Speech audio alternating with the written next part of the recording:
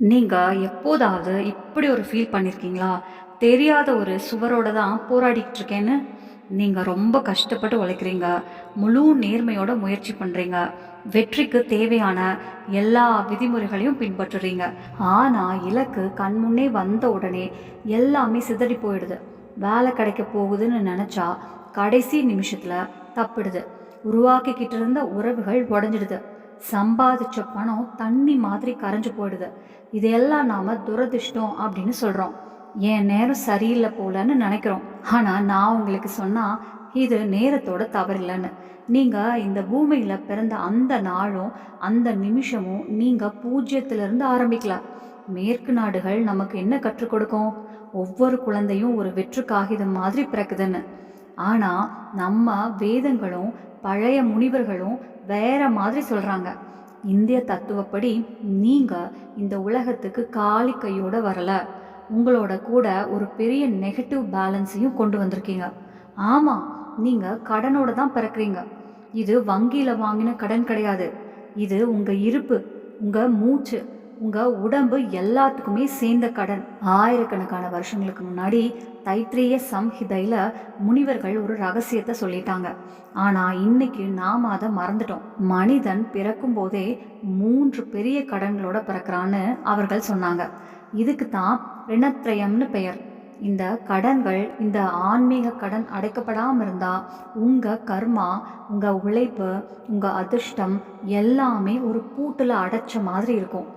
நீங்க எவ்வளவு law of attraction technique use பண்ணினாலும், எவ்வளவு கஷ்டப்பட்டாலும், இந்த பழைய கணக்கு கிளியர் ஆகலைன்னா புதிய பாதை ஒருபோதும் திறக்காது. அப்போ அந்த 3 கடன்கள் என்ன? தினமும் தெரியாம நாம செய்யற எந்த பாவம் உங்க முன்னேற்றத்தை தடுக்குது? வாங்க, வேதங்களோட ஆழமான ரகசியத்துக்குள்ள போகலாம். கடனை புரிஞ்சுக்கணும்னா முதல்ல கர்மாவுக்கும் கடனுக்கும் என்ன வித்தியாசம்னு தெரிஞ்சுக்கணும். நாம பெரும்பாலும் நல்ல கர்மா செஞ்சா நல்லதே நடக்கும்னு நினைப்போம். ஆனா இங்க தான் நாம தவறுறோம். கர்மா அப்படின்னா நீங்க இப்போ செய்யறது, யாருக்காவது உதவி பண்றது, உழைக்கிறது மாதிரி.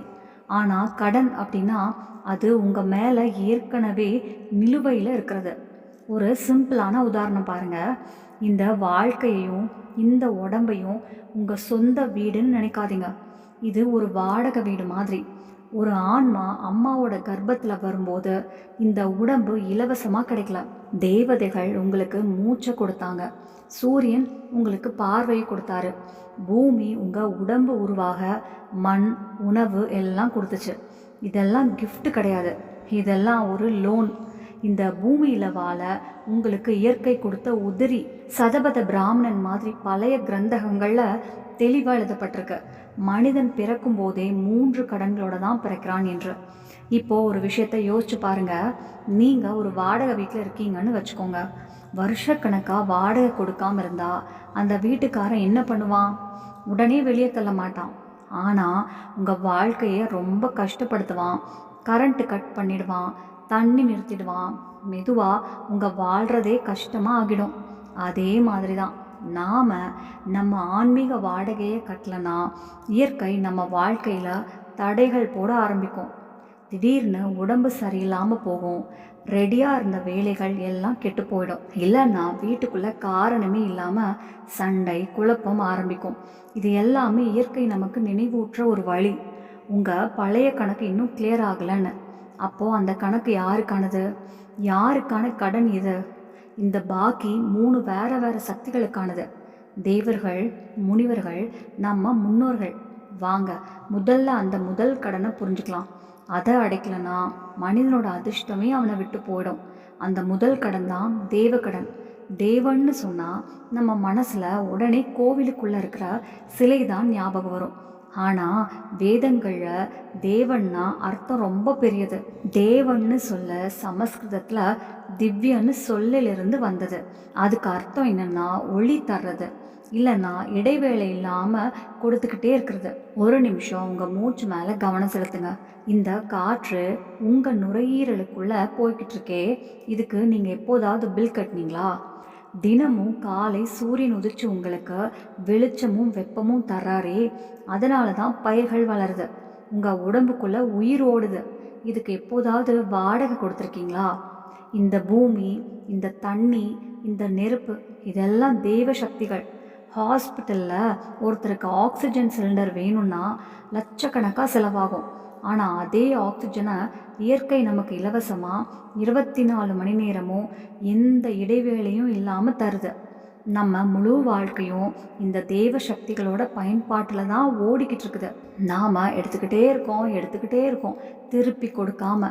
ஸ்ரீமத் பகவத்கீதையோட 3ஆம் அத்தியாயத்தில் பகவான் ஸ்ரீ கிருஷ்ணர் ரொம்ப கடுமையான ஒரு எச்சரிக்கையை சொல்லியிருக்காரு. தேவர்கள் வாழ்க்கைக்கு தேவையான எல்லா வசதிகளையும் தர்றாங்க, ஆனால் அதை வாங்கிட்டு பதிலுக்கு எதுவும் அர்ப்பணிக்காத மனிதன் உண்மையிலேயே ஒரு திருடன் தான். கேட்க கஷ்டமாக இருக்கும், ஆனால் உண்மை அதுதான். நீங்கள் இயற்கையிலிருந்து மட்டும் எடுத்துக்கிட்டு திருப்பி எதுவும் கொடுக்கலனா ஆன்மீக ரீதியில் நீங்கள் திருட்டு பண்ணுறீங்கன்னு அர்த்தம். ஒரு திருடன் ஒருபோதும் சந்தோஷமாக இருக்க முடியாது. தேவ கடன் அதிகமாகும் போது அதோட அறிகுறிகள் வாழ்க்கையில் தெளிவாக தெரியும். முதல்ல உடம்பே ஒத்துழைக்காமல் போகும். நம்ம உடம்பு இந்த 5 தத்துவங்களால் தான் ஆனது. அவைகளுக்கு மரியாதை கொடுக்கலனா உடம்புக்குள்ள சமநிலை கிடைஞ்சு போயிடும். மருந்துகள் வேலை செய்யாது, இல்லைன்னா டாக்டருக்கே காரணம் சொல்ல முடியாத நோய்கள் வர ஆரம்பிக்கும்.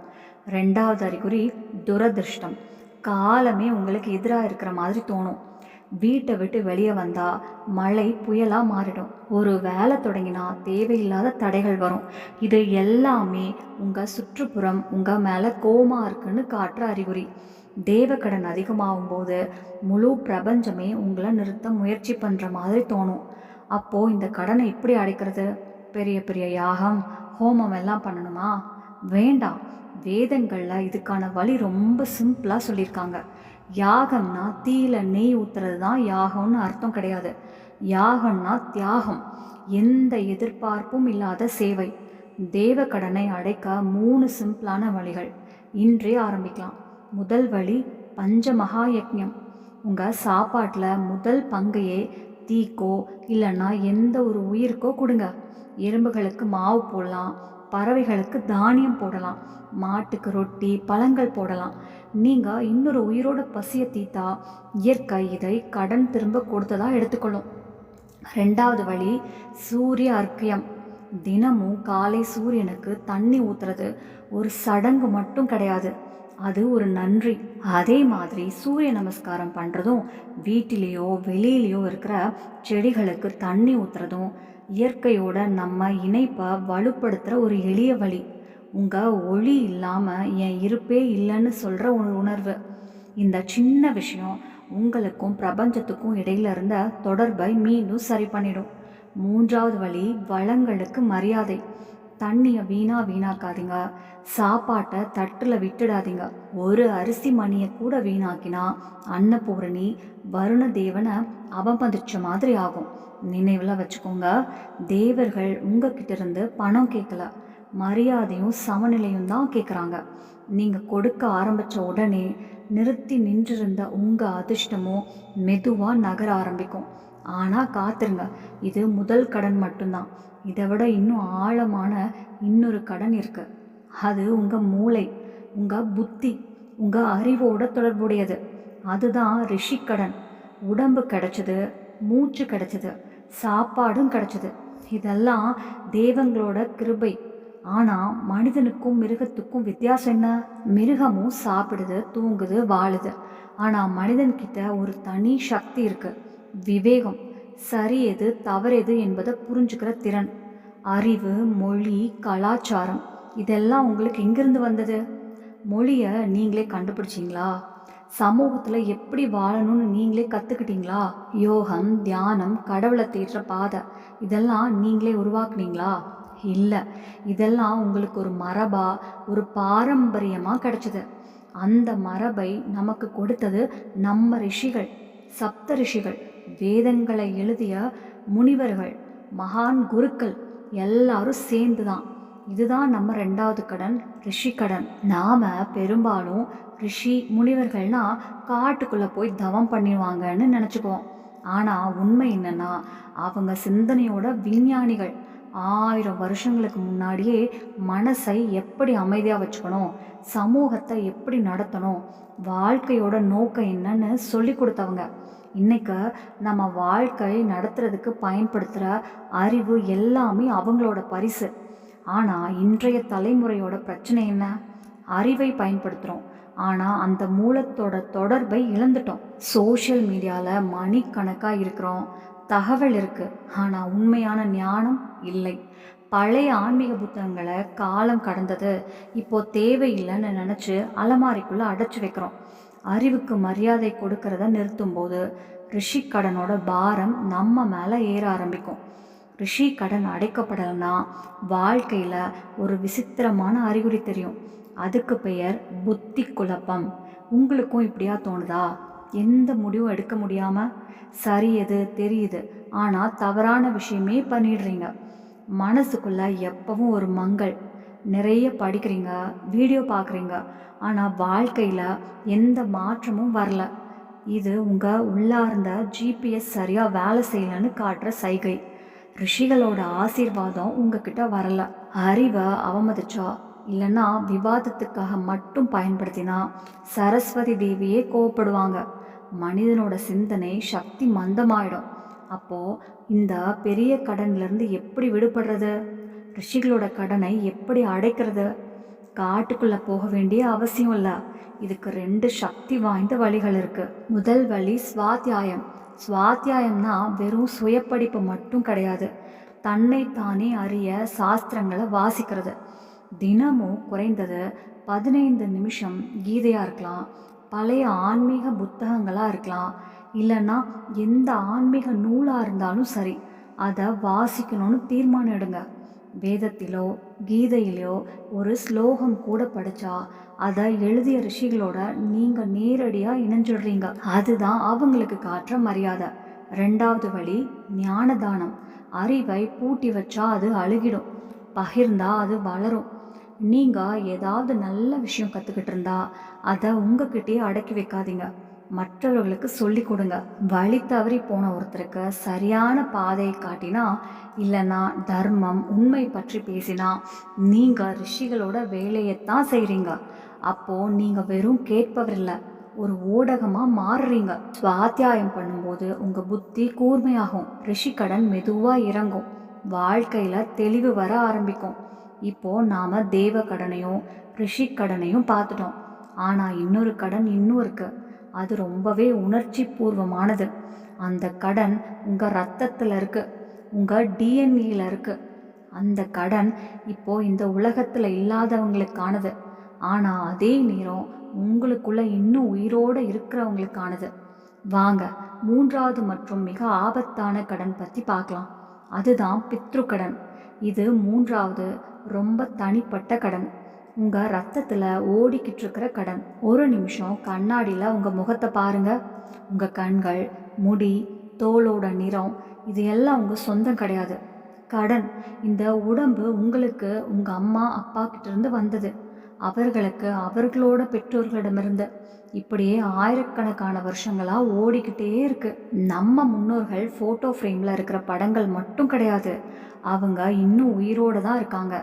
உங்கள் டிஎன்ஏல உள்ள ஒவ்வொரு செல்லுக்குள்ளேயும் அவங்களோட ஆசைகள், போராட்டங்கள், நிறைவேறாத கனவுகள் எல்லாமே உங்கள் ரத்தத்தில் ஓடிக்கிட்டு இருக்குது. வேதங்களில் சொல்லியிருக்காங்க, நாம் பித்ருக்களின் அமிர்தத்தை சுமக்கிறவங்கன்னு. நாம தான் அவங்களுக்கான ஊடகம், அவங்களோட மூச்சு. இன்னும் இந்த உலகத்தில் ஓடுறதுக்கான வழி. ஜோதிட சாஸ்திரத்தில் இதை பித்ரு தோஷம்னு சொல்லுவாங்க. நிறைய பேர் இதை கேட்டதும் பயந்துடுவாங்க, சாபம், பேய், பிசாசு மாதிரி. ஆனால் இது அப்படிப்பட்ட கதை இல்லை. இதோட சிம்பிளான அர்த்தம் என்னென்னா, தொடர்பு துண்டிக்கப்படுறது.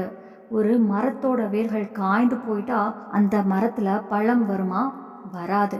அதே மாதிரி நீங்கள் உங்கள் முன்னோர்களை மறந்துட்டா, அவங்களுக்கு தேவையான மரியாதையை கொடுக்கலனா, உங்கள் வாழ்க்கைக்குன்னு சொல்லும் மரத்தோட வேர்களும் மெதுவாக காய ஆரம்பிக்கும். பித்ரு கடன் ரொம்ப அதிகமானா அதோட அறிகுறிகள் முதல்ல வீட்டுக்குள்ளே தான் தெரிய ஆரம்பிக்கும். முதல் அறிகுறி குடும்ப குழப்பம், காரணமே இல்லாமல் சண்டைகள், சகோதரங்களுக்குள்ள எதிரி மாதிரி நடந்துக்கிறது, வீட்டோட அமைதியை யாரோ திருடிட்டு போயிட்ட மாதிரி ஃபீல். 2வது மிக முக்கியமான அறிகுறி வம்சம் வளர்றதுல தடைகள், குழந்தை பிறக்காமல் இருக்கிறது, இல்லைன்னா குழந்தைகள் தவறான பாதைக்கு போகிறது, இதெல்லாம் ஒரு சைகை தான். குடும்ப ஓட்டம் நின்றுடுச்சுன்னு முன்னோர்கள் மனசு கஷ்டப்பட்டிருக்காங்க. ஏன்னா அவங்களோட பெயரும் குலமும் இனிமே முன்னாடி நகரலன்னு அவங்களுக்கு தோணுது. ஏன்னா அவங்களோட பெயரும் குலமும் இனிமே முன்னாடி நகரலன்னு அவங்களுக்கு தோணுது. மெதுவாக மறக்கப்படுற இருட்டுக்குள்ள அவங்க போய்கிட்டு இருக்காங்க. இதுக்கு மேலாக குடும்பத்தில் ஒரே மாதிரியான ஒரு நோய் திரும்ப திரும்ப வர்றதும் பித்ரு கடனோட இன்னொரு வடிவம். அப்போது இந்த ஆழமான கடனை எப்படி அடைக்கிறது? நம்ம வேர்களை மீண்டும் பசுமையாக மாற்றுறது எப்படி? இதுக்கு 3 முக்கியமான வழிகள் இருக்குது. முதல் வழி ஸ்ராத், தர்ப்பணம். ஸ்ராத் அப்படின்னா மரியாதையோட நன்றியோட கொடுக்கறது. வருஷத்தில் சில முக்கியமான நாட்கள், குறிப்பாக பித்ரு பட்சத்தில் முன்னோர்களோட பெயரில் தண்ணியும் உணவையும் தானம் பண்ணுறது. இது மூட நம்பிக்கை கிடையாது, இது ஒரு எனர்ஜி பரிமாற்றம். நன்றியோட தண்ணி கொடுத்தா அது திருப்தியாக மாறி முன்னோர்களை சேரும். இரண்டாவது வழி வம்சத்தை தொடரச் செய்கிறது. குழந்தைய பெற்றுக்கிட்டு நல்ல மதிப்புகளோடு வளர்க்குறது. நீங்கள் ஒரு புதிய தலைமுறையை உருவாக்குறப்போ முன்னோர்களுக்கு ஒரு புதிய உடம்பை கொடுக்குற மாதிரி. அவங்களோட பயணம் தொடரணும்னா இதுதான் பெரிய கட்டணம். ஆனால் யாராவது திருமணம் ஆகலை, இல்லைன்னா குழந்தை இல்லைன்னா என்ன பண்ணணும்? அப்போது வருது 3வது வழி, சேவை மரபு. குழந்தை பெற்றுக்க முடியலன்னா சமூகத்தையே உங்கள் குடும்பமாக நினச்சிக்கோங்க. ஒரு நல்ல செயல் பண்ணுங்க, ஒரு நல்ல அடையாளத்தை விட்டுட்டு போங்க. உங்கள் குலம் பெருமைப்படுற மாதிரி ஏதாவது பண்ணுங்க. நீங்கள் பெரிய காரியம் பண்ணும்போது முன்னோர்கள் மேலே சந்தோஷப்படுவாங்க. அப்போது அந்த கடன் மெதுவாக கரைய ஆரம்பிக்கும். தேவக்கடன், ரிஷிக்கடன், பித்ருக்கடன், இந்த 3 கணக்குகளும் கிளியர் ஆகலைன்னா ஆன்மாவுக்கு உண்மையான விடுதலை கிடைக்காது. சந்நியாசிகள் எல்லாத்தையும் விட்டுடுறாங்க. ஏன்னா அவங்க இந்த உலகத்தில் தங்களை திவாலா அறிவிச்சு நேராக மோட்சத்துக்கு போயிடுறாங்க. ஆனால் நாம் இல்லற வாழ்க்கை வாழ்கிறவங்க, நாம் ஓடி போக வேண்டிய அவசியம் இல்லை, நாம் செலுத்தணும். அப்போது கடைசியாக இந்த 3 கடன்களையும் ஒரே தடவையில் முடிக்கிற ஒரு விஷயம் என்ன? ஒரு மனிதன் இந்த 3 கடன்களையும் ஏற்றுக்கிட்டு அதை திருப்பி செலுத்த முயற்சி பண்ணும்போது அவன் ஒரு தனி நிலைக்கு போகிறான். வேதங்களில் அந்த நிலையை அனரண, கடன் இல்லாத நிலைன்னு சொல்லுவாங்க. நாம் அடிக்கடி மோட்சம், விடுதலைன்னு பேசுகிறோம். ஆனால் ஒரு நாட்டை விட்டு போகணுன்னா அங்கே இருக்கிற எல்லா வரிகளையும் கட்டியிருக்கணும். விசா ஃபைன் பாக்கி இருந்தால் ஏர்போர்ட்லேயே நிறுத்துவாங்க. அதே மாதிரி ஆன்மாவும் இந்த உலக சுழற்சியிலிருந்து வெளியே வர முடியாது. அதோட கணக்கு பூஜ்ஜியமாகாத வரை. சில பேர் கேட்பாங்க, சந்நியாசிகள் இதெல்லாம் ஏன் செய்யலைன்னு. அவங்க அக்னியும் கர்மாவும் துறந்துடுவாங்க. ஏன்னா இந்த உலகத்தோட அடையாளத்தையே அழிச்சிடுவாங்க, பழைய ஃபைலையே க்ளோஸ் பண்ணிடுறாங்க. ஆனால் நாம் சமூகத்துக்குள்ளே வாழ்கிறவங்க, இந்த உலகத்தை அனுபவிக்கிறவங்க. அதனால தான் நமக்கு மோட்சம் கிடைக்கிற பாதை இறப்பில் இல்லை, வாழ்வதில் தான்.